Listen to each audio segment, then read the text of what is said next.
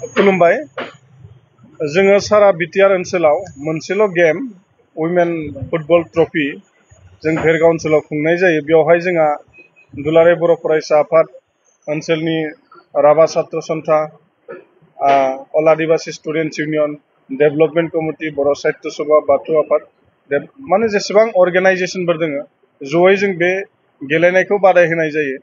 बिनि थांखि आरो नोजोरा जाबाय जे हिन्जावसाफ्रा एम्पावार जानांगौ आरोखि हिन्जावसाफ्राबो गेलेनायजों गावनि जिउखौ दानो हाथों होननानै नैबे उद्देश्यजों जोङो बे बादायलायनायखौ खुंनाय जायो।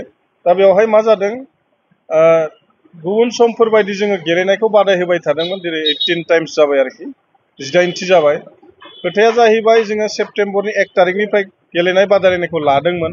टीमफोरखौबो अलरेडि जोङो इनभाइटेसन हरनाय जादोंमोन। नाथाय मैया BTCनि इलेक्शननि जि कड अफ कन्डाक्ट बेखौ फोसावनाय जाबाय। बेवहाय 2 तारिखे बिथांमोना नमिनेशनखौ लास्ट होदों आरोखि। दा बेवहाय जोंहा मोनसे टेक्निकेल प्रब्लेम जाबाय जे ओनसोलाव थानाय जेसेबां सुबुंफोर दङ अर्गेनाइजेशनफोर दङ बिथांमोना खम बेसिब्लाबो इलेक्शनाव इनभल्व थागोन, जिहेतु बियो गणतान्त्रिक मोनसे अधिकार, बयहाबो मोन्थाय दङ, बयबो बाहागो लागोन। ओंखायनो गासै बिथिंखौ नायनानै जोङो BTCनि इलेक्शननि बे टेक्निकेल असुबिदाखौ नायनानै जोङो मा खालामदों जे डेटखौ पस्टपन खालामदों आरोखि। जोङो खेला फाथिनायखौ बन्द खालामाखै। इलेक्शन जोबनाय रिजाल्ट होनायनि साननैनि उनावनो जोङो जिरायफिननानै डेट मोनसे फिक्स खालामगोन।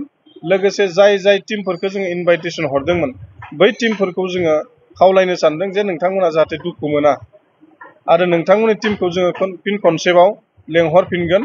ओंखायनो सारा गेलेनाय नायग्रा मोजां नायगिरिफोरखौबो जोङो खावलायदों जाहाथे नोंथांमोना दुखु मोना। लोगोसे गासै टीम बिथांमोनखौ खावलायदों जाहाथे नोंथांमोना दुखु मोना। सारा बिटिआरआव जोंहा मोनसेल' गेलेनाय जायो हिन्जावसाफोरनि। नट अनलि बिटिआर, जों नायदों सारा आसामावनो नैबे स्टेन्डार्डनि जोङो खेलाखौ दिनै नुनो मोनाखै। ओंखायनो जोङो खोब गाजा गोमजायै खुंनो सानदोंमोन। नाथाय दुखुनि बाथ्रा होनदों जोङो इलेक्शननि कड अफ कन्डाक्टआ थाब एसे नांनाय नङामोन। 6-7 तारिखसो थांगोन होननानै जोङो सानदोंमोन जेब्ला नैबे खेलाखौ जोङो फाथिनो लादोंमोन बै समाव सावरायनायाव। दा खोब सर्ट टाइमाव आसाम सरकारा जे इलेक्शनखौ फाथिनो लाबाय बेवहाय जोंहा एसे दुबिदायाव गोलैबाय। ओंखायनो जोङो नैबे खेलाखौ दोनथ'नानै तारिखखौ उनाव लागोन होननानै जोङो सावरायनानै दिनैनि प्रेस मिटखौ लानाय जादों आरो। নমস্কাৰ। আপোনালোকে সকলোৱে জানে আৰু এই প্ৰেছ মিটৰ দ্বাৰা আমি এইটোকে জনাব বিচাৰিছিলোঁ যে আমি এই অঞ্চলৰ গোটেই সংগঠনবিলাক লগ হৈ আপছু, আৰছু, আশা, ৰিজনেল স্পৰ্টছ এছ'চিয়েশ্যন আৰু অঞ্চলৰ ব্যক্তিৰ দ্বাৰা গঠিত পৰিচালনা সমিতিৰ দ্বাৰা আমি এইবছৰ অন্য বছৰৰ দৰে এই বছৰৰ 18তম উমেন ট্ৰফি ফুটবল প্ৰতিযোগিতাৰ আয়োজন কৰিছিলোঁ। অহা 1 ছেপ্টেম্বৰৰ পৰা 6 ছেপ্টেম্বৰলৈ অনুষ্ঠিত হোৱা কথা আছিল।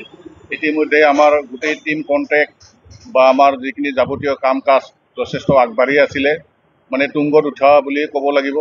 কিন্তু দুৰ্ভাগ্য নহয়, এইটো এটা মানে গণতান্ত্ৰিক প্ৰক্ৰিয়া। আপোনালোকে জানে যোৱাকালি BTC ইলেকশ্যনৰ কোড অফ কণ্ডাক্ট লাগিছে। অহা ছেপ্টেম্বৰ মাহত জোৰদাৰ BTC নিৰ্বাচন চলিব।